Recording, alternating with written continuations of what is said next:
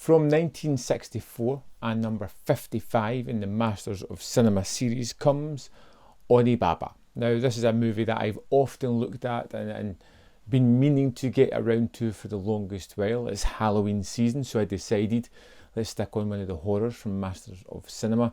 This 1964 movie is, although horrific, not very much a horror movie. It's far removed from that, but it's still shocking. It tells the tale of Japan ravaged by civil war, and we focus on two characters, a mother and a daughter-in-law living in 7-foot tall grasslands, struggling to survive. It has commentary on the war, the futility of it, and the ramifications against just every man, whether it be the farmers or whether it be this pair of women just struggling to survive, to find food to eat.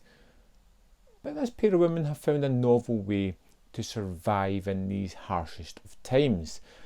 And that way to survive is to kill the rogue samurai that mistakenly fallen their way into these grasslands looking for some kind of refuge, only to be picked off by these women, who then strip them of all their valuables, whether it be their weapons, their armour, whatever they could possibly sell on, disposing of the bodies in a large pit and selling the goods on for food. And from the start of the movie, you kind of get these people just living, just trying to survive, just trying to get by. And I really like the pairing and the lack of conversation, and just the way that they just do things just to get enough food to survive. And everything takes a turn when Hachi returns. よう戻ったの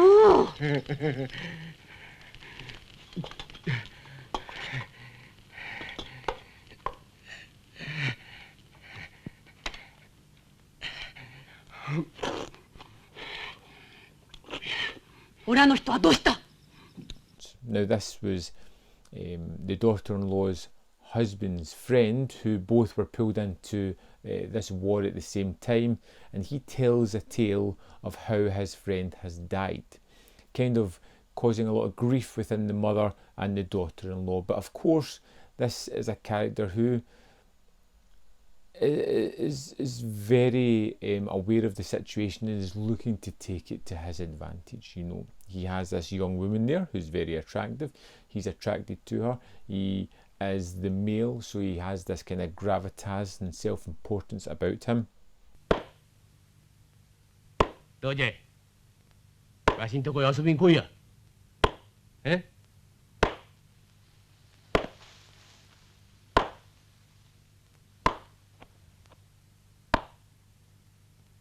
He falls into the habit by killing some samurai that come along, and then he kind of realises what the women have been up to and understands how they've been surviving. And it's this character that really is the antagonising element within the movie. You know, two's company, three really is a crowd when it comes into here. And you see some different aspects as well, because he's male, because he can speak up and vocalise and back up whatever he wants. He gets better deals when he's selling off the stuff for food. You know, he has a better bargaining attitude, just taking what he wants, whereas the women were pretty much just given whatever they deemed to be enough, and that was it. But of course Hachi starts to really separate these two women. These two women have had a cohabitating unit for the longest while. He starts to pick off the younger one, looking for sex and a relationship. And this kind of puts the older woman out on her own. And she cannot survive herself. She was cohabitating with this woman. And that kind of causes a lot of what comes later in the movie. And it's a very sexualised movie. It feels hot and sweaty. It looks like a stunning environment, but a harsh environment to live in. And it has this wonderful photography. You get this sound of the long grass just blowing that kind of perpetuates the soundtrack, that creates this eerie feeling of kind of nothingness, this isolation that they have. This, for them, is the whole world, and pretty much it's just these three characters, other than the odd transgression of a samurai who's going to meet his horrible demise. Onibaba focuses on the struggling aspects of poverty during a war scenario, a civil war within Japan, where all the money's been spent on weapons and warriors. The farmers, the everyday people are just neglected and left to die with no afterthought whatsoever. And how war kind of seeps into them doing things that they would normally never dream of. The idea of hope is something that's completely devoid of the movie. It is literally just base emotions. It is food, shelter, and that's pretty much it. Just surviving, or lust. 遊びに来いや。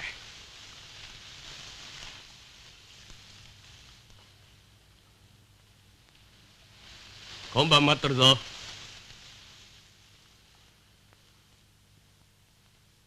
In the case of some of them, and it's seeing the interactions of the characters, which are really wonderful. It's what drives the movie forward. There is a sense of control and a steadiness within the direction. You feel as if you've got a sure hand. You've got a story that's really well shot, that's interesting and makes you curious about where it's going to go next, and has a wonderfully horrific finale, which I really enjoyed.